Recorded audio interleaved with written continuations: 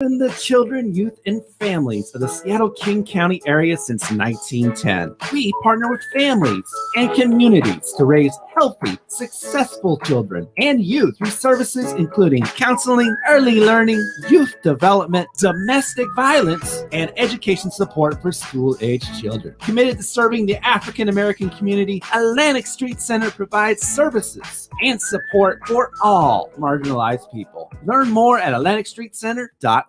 Tune in to Real Estate and Money every Tuesday afternoon from 2:30 to 3 here on Rainier Avenue Radio.world. Join your hosts Violetta Strash with John L. Scott Kent North, Elsie Shadon with Keller Williams Mountain to Sound and the LC Legacy Group, and Tina Lombard with Cardinal Financial. They'll help you navigate the waters of our volatile real estate market and offer you some guidance on how to make your hard-earned money work to make your dreams come true. Learn about current trends, get tips on financial matters, and have fun, interactive discussions about your home inside and out. That's Real Estate and Money.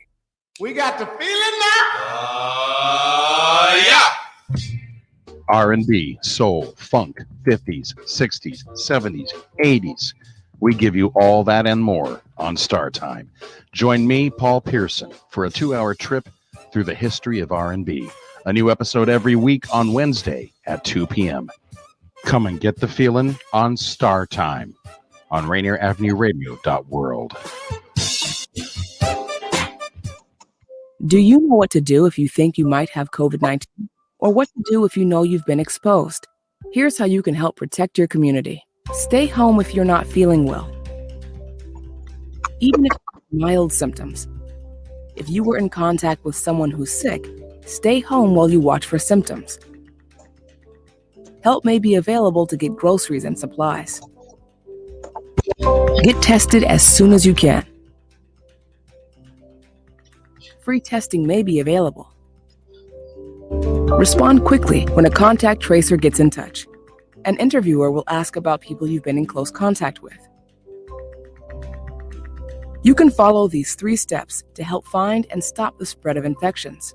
When everyone in your community does their part, businesses and schools can reopen safely. Find a testing location and learn more at coronavirus.wa.gov. You know you can't get enough of Rainier Avenue Radio.world.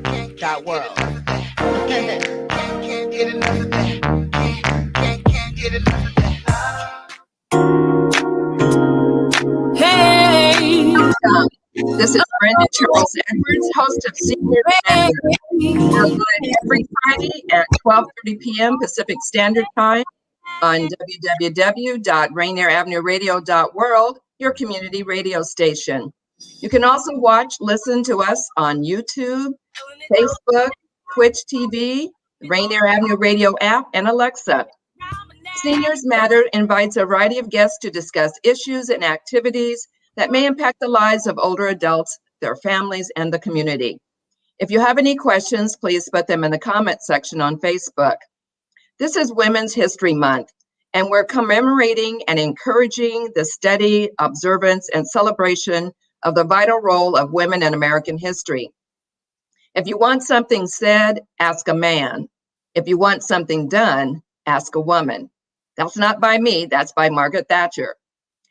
My guest today is Bonnie Bizzell. She's the Assistant Director of Community for Honoring Choices Pacific Northwest. She is passionate about finding joy in advanced care planning, so it is a comfortable, if not easy, experience that everyone can participate in. We will also talk about National Healthcare Decisions Day. Welcome to the show, Bonnie. So good to see you again. Hey, looking good with that top, girlfriend. Looking good. Thank you. I'm glad it's not too loud for the camera. Oh gosh, no. My sweater's bright, so we have to be seen. Both in blue, I see. We both got the blue. Not the blues, but we're blue. We're in blue. Exactly. Never the blues. Never the blues. So let's jump right into this, Bonnie. What is National Healthcare Decisions Day? So National Healthcare Decisions Day is a national day on April 16th when a variety of organizations, people, communities really push forward this idea of doing advanced care planning, of making future healthcare decisions. I like to think of it, perhaps this is a little bit morbid, but we usually say death and taxes. And instead of death and taxes, thinking taxes and then death. So you pay it to the government, and then you pay it forward to your family, and really helping them set up. So definitely. Yeah. So now, for those that may not know, what is advanced care planning? Yeah, that's a good place to actually begin. Advanced care planning is a process. It's a communication process where basically you think about what's important to you and what you value, and tell other people about that, and let them know what is important to you, so that if they have to make future healthcare decisions for you, they really know how you want to live, not how you want to die, but really how you live. So I really love playing with my dog on all fours and growling. And so that's important, I know, but it's one way I get all my energy out. But it's important for, the people who would make medical decisions for me to know, like, being able to engage and interact with her dog is something that will bring her joy in her day-to-day life. So therefore, any treatments you have, is it going to get her closer to that? And that's really what advanced care planning is. Now, you do get into specifics. You do talk about, if you want CPR, if you want to make that decision, you talk about other treatment options. But it's also something not just for the end of life, because it is a process and you can change your mind and all of that. But I actually use what I learned thinking about what was important to me to help me make medical decisions when I go see my doctor, and my doctor has, like, we really want you to try this new drug. I have horrible allergies. That's and I'm able to say, well, I really love being outside. Is this going to help me be outside more? Is it going to prevent me from doing the things I like while I'm outside? Like if I'm going to have more sun sensitivity, maybe I don't want to take the drug. So advanced care planning, I know I got on a big spiel there, but advanced care planning in its nuts and bolts is a process where you think about what's important to you and you let others know, so that if they have to make medical decisions for you, they can. But Bonnie, you bring up a really good point, though, because a lot of people, when they go to the doctor, don't tell them what they like to do. And your example was excellent, because I have allergies too. And I'm finding out this, not just the normal allergies. I had something else happen where my whole system just kind of bloated. And still don't really know what happened, but I'm sorry. Oh, well, thank you. But I had to sit down and write out for myself, what's been going on? What have I done differently? What do I think I've been exposed to? So when I went to my, I guess it was doctor number 6, that I said, okay, this is what's happening to me. This is what I've gone through for the last year and a half. And then so then he did some tests and biopsies and different things. And then he said, okay, well, I want you to go to this doctor, which was number 7, and, have this test done. And so I went from doing naturopathic things to MD type of things. And I'm in a much better place than I was a year and a half ago. But what I learned with this experience is that you definitely have to tell your medical professionals, be it homeopathic, whatever, what is going on with you, but what you like to do or don't do, and what are the side effects of the medication. That is so crucial. And a lot of times we don't do that, or we think, well, the doctor knows best, so I will just go along with what he's saying. But that's not totally true. You know best because you know your body, and you should be listening to your body because it talks to you all the time. Well, and so, I've been in patient and family advocacy for almost 20 years. And, what I like to remind people, whether they're providers or individuals, is that the only person who's been at every single medical event for you is you. Right. You're the one who knows how your body reacts. You are the expert in your care for your body. Right. And, doctors and providers are wonderful, and they are experts in what they know, but they're never going to know you like you, or even some of your loved ones will. So, so you have to know what's important to you as you go through life, so you can advocate for what you want, so you can ask those questions, so that you can make sure that you're being heard. And if you're not, you know that, and can make adjustments if necessary. And as you think about, you know, the one thing we all have in common is that we're all going to die. Yes. And so, you know, nobody likes to think about it. I don't like to think about it. But by planning, what you're doing is you're allowing space so that people know what decisions to make, so that ultimately we're not going to get rid of the grief. When someone dies, we don't get rid of grief. No. Grief is like love. It's going to continue, and it ebbs and flow, and it changes. Right. But what we do hope to do is that if you've made those decisions and sort of said, you know, it's really important that I die at home, or it's really important that, you know, I get all the treatments I want, everything. What you want is for people, when they're grieving, not to grieve the decisions they've made on your behalf. Right. You want them to grieve you, or the person. That's what I want. I want people to grieve the people, not the decisions. Right. And then another piece of what that, and the decisions, is that once you know what you want or don't want, then you have to pick a person who will honor your wishes and ensure that they're carried through.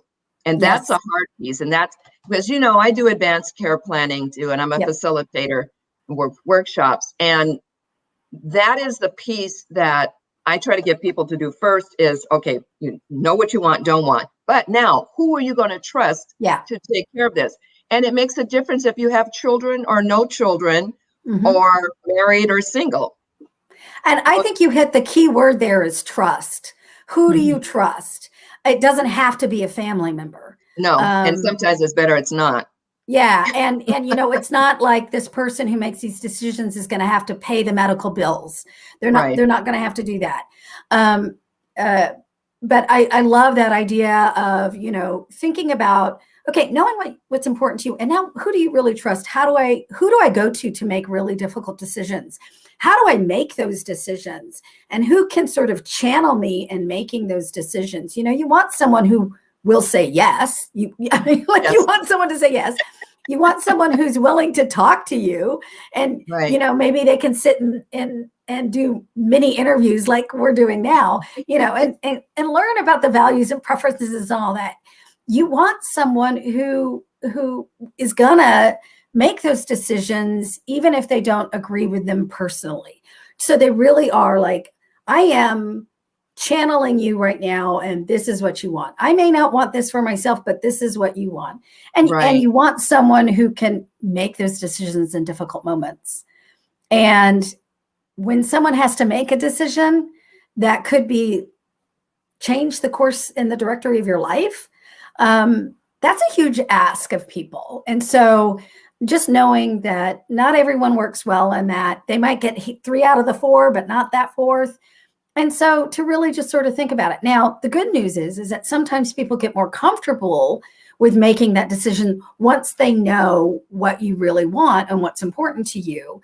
I think that, you know, a lot of times people are like, oh, I couldn't do that. Well, yeah, you probably could if you knew everything. I'm not asking you to go do this without knowing who I am. And I trust you to make these decisions for me. And so, I think naming a healthcare agent is a critical piece. And then telling people who you've named, and in a gentle way, telling them why. There's this great story I like to tell about this guy who named one of his children not the eldest, which a lot of times people sort of lean on the eldest for and wrote out a letter saying, I've chosen Susie to be my healthcare agent. Here's all of her talents she brings to this and why. And then went through the rest of the children and said, I'm asking John to be the one who makes people feel at ease, because he really knows how to be welcoming and sort of engaging. And you know, took the time to tell everyone who was close to that person what their talents were and how they could still be used, and essentially gave them a role. Right. And then too, you really need to have a second person as your agent in case your first agent should pass before you do. And therefore, you don't have to go through it all over again. You already have number 2 there. And number 2 doesn't mean that they're the lesser. It's just that, as you say, their gifts may be a little different. So now that they know what you want, they'll make the adjustments because number 1 is gone. Well, and it's particularly important because, you know, for me, my spouse is my first choice. I mean, it took a lot of thinking. I mean, I'm not going to say like, oh, I really had to think about whether or not I wanted him to be the one, not because I didn't think he could do it, but because I was fearful of asking him emotionally to do that. Right. But, you know, but we live together. What if something happens to us together? Right. Or, you know, or what if the first person, they're not able to get a hold of the first person and, you know, so the second person can come in and make decisions until the first person is available. Or sometimes people get in situations and they say, you know, I thought I could do this. I can't. And so, you know, they might bow out. They might step back and say, I can't do this. And so having that second and third ensures that you have more people who are able to do that, as well as telling everyone around you what's important to you, because then everyone can support that person making the decision and saying, you go, that's the right way. Absolutely. So why is National Healthcare Decisions Day important to honoring Choices Pacific Northwest? It is like our national holiday. It is like a holiday for us because it's a day that we actually get to really, you know, feel like a collective and, you know, with partners all across the country doing all sorts of their own independent things, just really feel like the nation is taking a moment to focus on this important aspect. And, you know, last year we all remember, it seems like ages ago and also just yesterday that, you know, we were really locked down. We were trying to navigate this new world of a pandemic. And so we didn't, as an organization, do much. So this year we decided, you know what, we're going to go big. We're going to go bold. We're going to really celebrate. We're going to turn this into a celebration, an opportunity to celebrate what's important to us and to our family members and to our other people that we care about.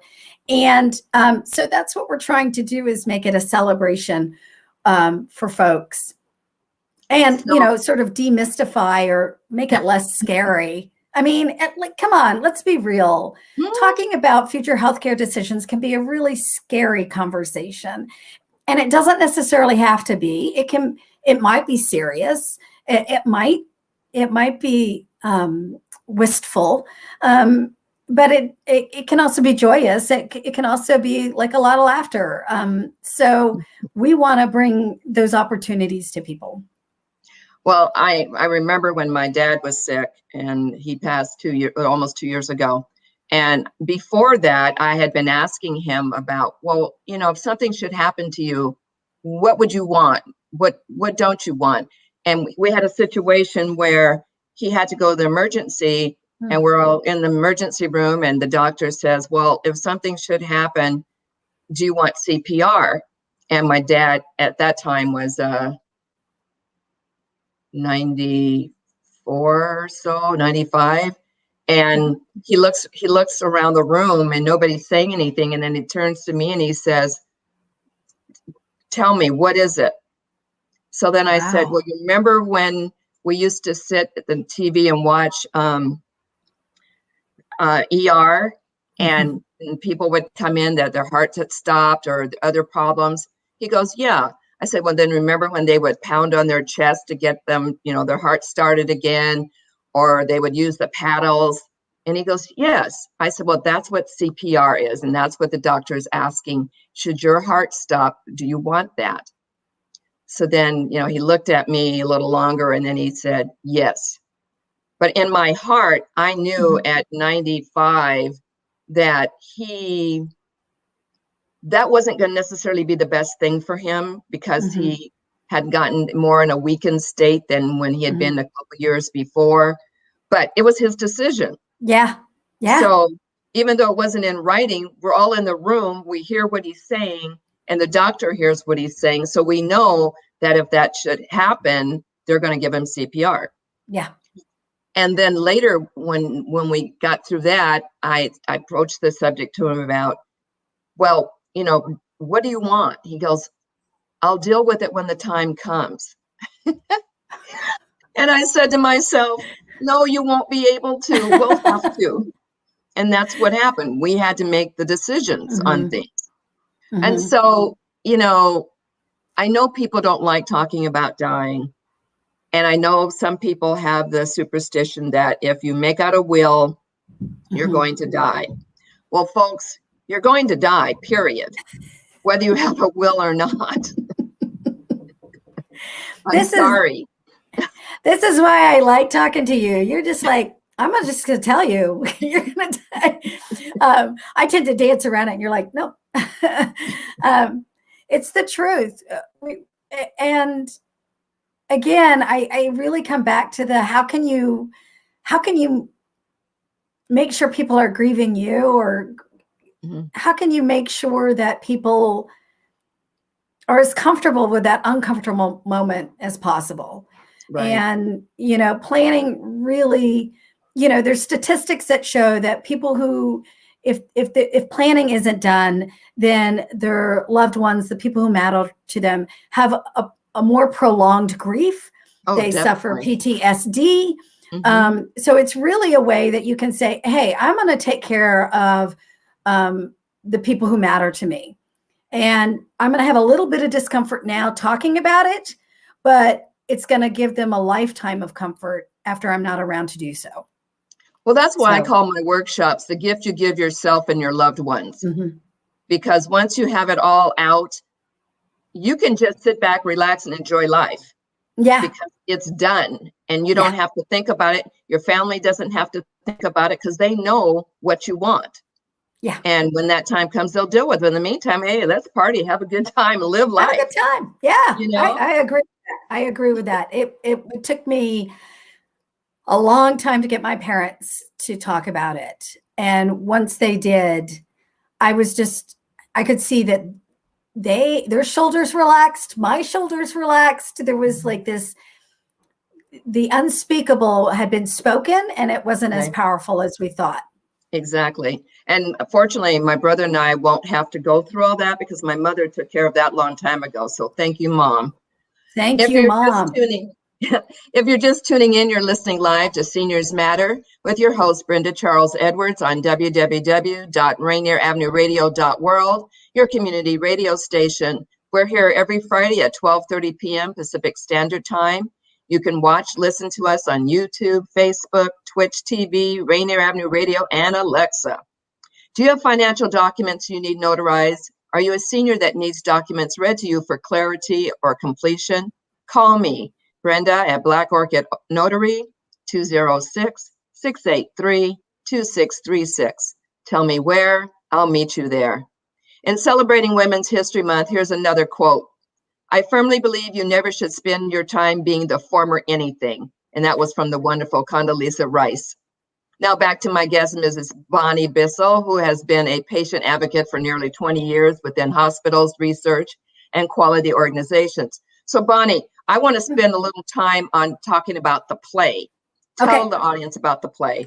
Oh, I'm so excited. So just before the pandemic, we had asked a wonderful local playwright in Seattle, Elizabeth Copeland, who founded something called the Grief Dialogues, which is a great resource for processing grief. We had asked her to write a play about advanced care planning. And so she did this and we produced it. And the play, in a nutshell, the play is about a father who gets a diagnosis and his two daughters trying to navigate, what he may or may not want, should they need to make decisions, and sort of, the family dynamics that come around. One sister was named already, the other sister didn't know, normal stuff. And so she wrote this wonderful play. And then when the pandemic hit, she went back to it because she had performances lined up and they decided to switch them to virtual. And she rewrote it so that it would have the COVID flair, the telehealth. And then she also partnered with Pastor Corey Kennard, who's, I believe, is out of Detroit, and, worked with a script consultant to create an adaptation that would be more relevant or resonate better with Black and African American communities. And then also had it translated in Spanish. And so we're doing all three of the adaptations. The play is about 20 minutes and it's followed by a Q&A. And I'm so happy that you will be one of our moderators answering a bunch of questions. I think you're going to, I can't wait to see it. And so that's what we're doing. We're really hoping that, having a 20-minute play and having some questions answered is a great way to sort of build this in. And you can, you can invite others to attend. Each location just needs to register one time. So like if you have family members in different houses and you want to all watch it and then talk about it later, you can do that. And it's free. I need to say it's free. It's free. Yeah. What are the dates on it? Yeah. So we have on April the 2nd at 5 p.m. Pacific time is the adaptation with the all Black and African American cast. April 9th at 5 p.m. is the I want to say the original version. It's still got a diverse cast, but it's the original version. And then the third version is on April 11th at 2 p.m. Pacific time. So it's a Sunday afternoon matinee. And that's going to be a bilingual English and Spanish with the Q&A that will be in English and Spanish. That's nice. Yeah, we're trying to, one of our big things was to, we really took a hard look at our organization and decided we needed to do more work that was tailored towards an equity focus. And so we're trying to make sure that everything we bring to the table starts really sort of reflecting the broader community. Right. I get it. Yes. Well, boy, Bonnie, your organization has so much going on. And unfortunately, I don't have enough time to go through more of it. But can you just once again go through the dates so people can write it down? Yeah. Or people can also go visit Celebrate NHDD. So that's like Celebrate National Healthcare Decisions Day. Celebrate NHDD.online because we're doing it all online. Mm-hmm. And you can see all of the events, including the play. But those play dates again, oh, that's funny. Those play performances again are on April 2nd, April 9th, and he's been on the screen. April 11th. Great. Thank you, Daniel. Daniel has it on the screen, Honoring Choices, the play, April 2nd, 9th, and 11th. Very nice. I'm impressed. So what else did I want to say? Oh, well, one thing I wanted to say, I've got to do a commercial on the activities for tonight. A doubleheader of high school football tonight with O'Day at Seattle Prep at 5 p.m. and Ballard at Rainier Beach at 8 p.m. I do want to do one more quote. Well, I guess I can't do one more quote because I only have 1 minute left. So I'm just going to say, if you're interested in doing a group or individual session with me on end-of-life planning, you can reach me at 206-683-2636.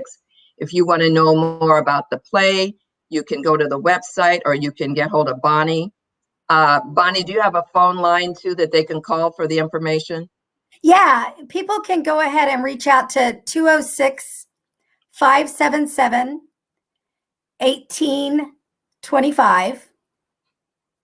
And that should work. Okay. But you should be able to you'll probably have to leave a message. But that's fine. Someone will get back to you. Sure. We're all still in a pandemic. So be sure and watch the play Honoring Choices, April 2nd, 9th, and 11th. Thank you to my audience for listening. Thank you to Bonnie. Thank you, Bonnie, for joining us. Be safe. Live your life like it's golden. And the coronavirus special edition is up next. Blessings on your day. Hey, yeah.